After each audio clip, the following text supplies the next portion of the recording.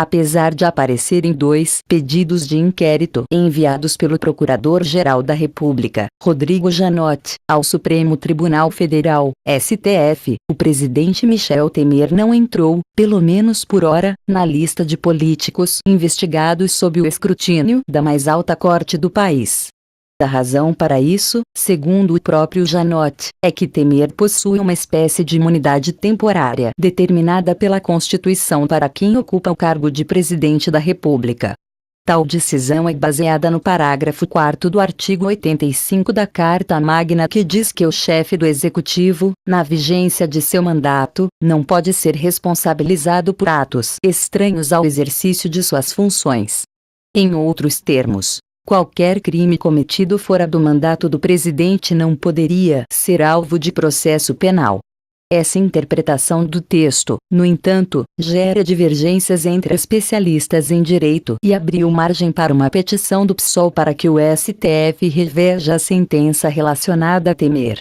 O partido argumenta que, em decisão de 2015, o STF se baseou em uma interpretação diferente para o mesmo texto. Na época, o ministro Teori Zavascki, morto em janeiro deste ano, decidiu que a ex-presidente Dilma Rousseff poderia ser investigada por crimes que teriam sido cometidos fora de seu mandato caso houvesse indícios. A discórdia entre os juristas reside exatamente no seguinte questionamento: a Constituição veta, de fato, a investigação de atos cometidos por um presidente da República antes do mandato? Exame.com conversou com dois juristas da Universidade de São Paulo para saber a linha de raciocínio de cada posicionamento. Sim, Gustavo Badaró, professor de processo penal da Faculdade de Direito da USP. O professor afirma que, embora a Constituição não diga explicitamente que o presidente não pode ser investigado, ela usa um termo amplo que impediria qualquer procedimento penal, inclusive a parte prévia da investigação sobre atos cometidos fora do atual mandato. Segundo ele, a regra perderia sua razão de ser caso fosse desmembrada. Badaró explica que, nesse caso, a investigação poderia ser instaurada ao final do mandato, quando a imunidade deixar de valer. Essa regra visa impedir que se tente, através de um processo criminal, ameaçar indiretamente o exercício do mandato de presidente da República, diz. Segundo ele, a situação é diferente do que se discutiu no caso do impeachment de Dilma. No processo da petista, o que estava em debate é uma investigação de atos supostamente cometidos em um mandato anterior do mesmo cargo. No caso de Temer, que em 2012 era vice-presidente, seriam dois mandatos e dois cargos diferentes, diz o especialista.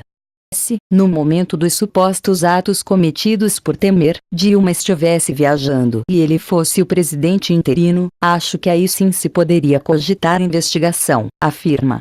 Não, Janaína Paschoal, professora de Direito Penal da Faculdade de Direito da USP. Na minha leitura, o texto aponta que ele não pode ser punido por um fato anterior ao assumir, mas não que não pode ser investigado, diz. A investigação consistiria em realizar as providências investigativas necessárias, como ouvir testemunhas e fazer perícias. Como ele não pode ser punido, não poderia haver uma sentença condenatória.